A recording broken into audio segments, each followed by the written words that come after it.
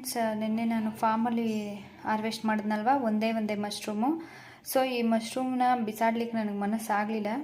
So ಇದನ್ನು ನೋಡಿದ್ರೆ ನನಗೇನು ನೆನಪಾಗುತ್ತೆ ಅಂದರೆ, ಬಾಲ್ಯದಲ್ಲಿ ನಾವೆಲ್ಲ ಯಾರೆಲ್ಲ ಹಳ್ಳಿಯಲ್ಲಿದ್ದರೋ ಅವ್ರಿಗೆಲ್ಲ ಇದರ ಅನುಭವ ಇರುತ್ತೆ. ಎಲ್ಲಾದರೂ ಹೊರಗಡೆ ತೋಟ ಕಡೆ ಹೋದಾಗ ಈ ಒಂದು ಮಳೆಗಾಲದ ಸೀಸನಲ್ಲಿ ಒಂದೇ ಮಶ್ರೂಮ್ ಸಿಗ್ತಾಯಿತ್ತು. ಸೊ ಆ ಮಶ್ರೂಮ್ನ ನಾವು ತೊಗೊಂಬಂದು ಜಸ್ಟ್ ಒಗ್ಗರಣೆ ಮಾಡಿ ಅನ್ನದ ಜೊತೆ ತಿಂತಾಯಿದ್ವಿ. ಸೊ ತುಂಬಾ ಟೇಸ್ಟಿಯಾಗಿರ್ತಿತ್ತು. ಸೊ ಅದನ್ನು ನಾನು ಯಾಕೆ ಟ್ರೈ ಮಾಡಬಾರ್ದು ಅಂತೇಳಿ ಈಗ ಟ್ರೈ ಮಾಡ್ತಿದ್ದೀನಿ. ಸಾಸಿವೆನ ಹಾಕ್ಕೊಳ್ಳಿ. ಸಾಸಿವೆ ಸ್ವಲ್ಪ ಚೆನ್ನಾಗಿ ಚಿಟಪಟ ಅಂತ ಸಿಡೀಲಿ. ಒಂದೇ ಮಶ್ರೂಮ್ ಇರೋದ್ರಿಂದ ತುಂಬ ಚಿಕ್ಕದು ಒಗ್ಗರಣೆ ಪ್ಯಾನ್ ಇದೆಯಲ್ವ, ಅದನ್ನೇ ಇಟ್ಟು ಮಾಡ್ತಿದ್ದೀನಿ.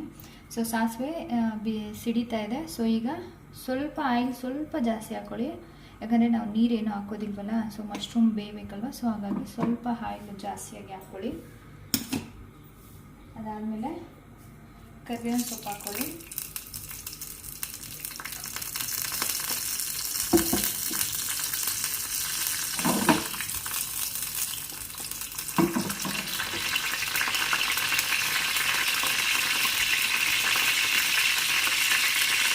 ನೆಕ್ಸ್ಟಿಗೆ ಈರುಳ್ಳಿ ಆಪ್ಷನಲ್ಲು, ಇಷ್ಟ ಇದ್ದರೆ ಈರುಳ್ಳಿ ಹಾಕ್ಕೊಬೋದು, ಇಲ್ಲ ಬರೀ ಮಶ್ರೂಮ್ ಹಾಕಿ ಮಾಡ್ಬೋದು. ಸೊ ಈರುಳ್ಳಿ ಸ್ವಲ್ಪ ಹಾಕಿ, ನಾನು ಸ್ವಲ್ಪ ಗೊಜ್ಜು ಜಾಸ್ತಿ ಬರಲಿ ಅನ್ನೋ ದೃಷ್ಟಿಯಿಂದ ನಾನು ಈರುಳ್ಳಿ ಹಾಕ್ತಾಯಿದ್ದೀನಿ. ಬೇಕಿದ್ರೆ ಹಾಕೋಬೋದು, ಇಲ್ಲಾಂದರೆ ಇಲ್ಲ.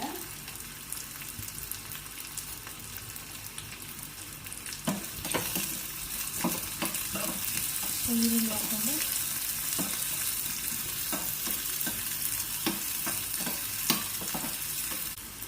ಈರುಳ್ಳಿ ಹಾಕಿದ ನಂತರ ಸ್ವಲ್ಪ ಸಾಲ್ಟ್ ಹಾಕ್ಕೊಳ್ಳಿ. ರುಚಿಗೆ ತಕ್ಕ ನಿಮ್ಗೆ ಎಷ್ಟು ಬೇಕೋ ಅಷ್ಟು ಸಾಲ್ಟ್ ಹಾಕ್ಕೊಳ್ಳಿ.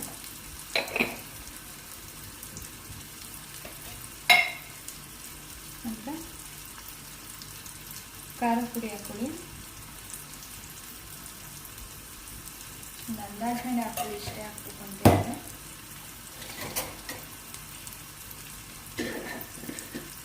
ಅದಾದಮೇಲೆ ಧನಿಯಾ ಪೌಡ್ರು ಸ್ವಲ್ಪ ಹಾಕ್ಕೊಳ್ಳಿ. ಈ ಟೈಮಲ್ಲಿ ನೀವು ಬೇಕಿದ್ರೆ ಟೊಮೊಟೊ ಕೂಡ ಆ್ಯಡ್ ಮಾಡ್ಬೋದು, ಮತ್ತು ಶುಂಠಿ ಬೆಳ್ಳುಳ್ಳಿ ಪೇಸ್ಟ್ ಆ್ಯಡ್ ಮಾಡ್ಬೋದು. ಅದೆಲ್ಲ ಹಾಕಿದ್ರೆ ಮತ್ತೆ ಮಸಾಲೆ ಜಾಸ್ತಿ ಆಗುತ್ತೆ. ಇದೇನಿಲ್ಲ, ಜಸ್ಟ್ ಸಿಂಪಲಾಗಿ ತಕ್ಷಣಕ್ಕೆ ಬೇಕಂದರೆ ಈ ರೀತಿ ಮಾಡ್ಕೋಬೋದು. ಸೊ ಇನ್ನೊಂದು ಸತಿ ಕೂಡ ಚೆನ್ನಾಗಿ ಕಲಿಸೋಣ.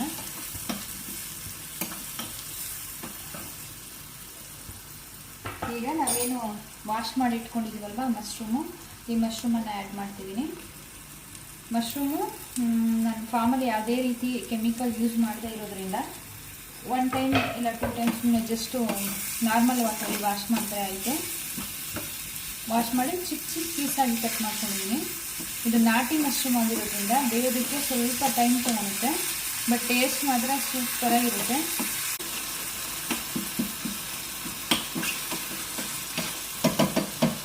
ನಮ್ಮ ಕಡೆ ತುಂಬ ಕಡಿಮೆ ಆಯಿಸ್ಟರ್ ಮತ್ತು ಮಿಲ್ಕಿ ಮಶ್ರೂಮ್ ಬೆಳೀತಾ ಇರೋದು. ಸೊ ಹಾಗಾಗಿ ನಮಗೆ ಮಾರ್ಕೆಟಲ್ಲಿ ಅದರ ಅವೈಲಬಿಲಿಟಿ ತುಂಬ ಕಡಿಮೆ ಇದೆ. ಮತ್ತು ಹೆಲ್ತ್ ಬೆನಿಫಿಟ್ಸ್ ಕೂಡ ಆಯಿಸ್ಟರ್ ಮತ್ತು ಮಿಲ್ಕಿ ಮಶ್ರೂಮ್ಗೆ ತುಂಬಾ ಇದೆ. ನಾನು ಅದು ನೆಕ್ಸ್ಟು ಯಾವಾಗಲಾದರೂ ವಿಡಿಯೋ ಮಾಡಿ ಏನೆಲ್ಲ ಹೆಲ್ತ್ ಬೆನಿಫಿಟ್ಸ್ ಇದೆ ಅನ್ನೋದನ್ನು ನಾನು ತಿಳಿಸ್ಕೊಡ್ತೀನಿ.